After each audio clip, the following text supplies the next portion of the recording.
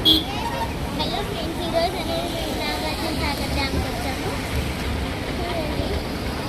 లైట్గా వర్షం పడుతుందని మేము వేడిగా ఏదో తినాలనుకుంటున్నాం. దానివల్ల చేపలు ఇక్కడ ఫేమస్ అనేసి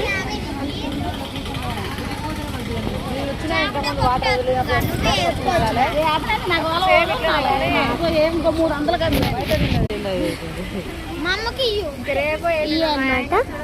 24 గేట్స్ ఉంటే ఓన్లీ 22 గేట్సే తీసారు, 2 ఆపేస్తారు. దాన్ని మరి మన షాప్ వచ్చి ఉంటుంది తిన్నాం.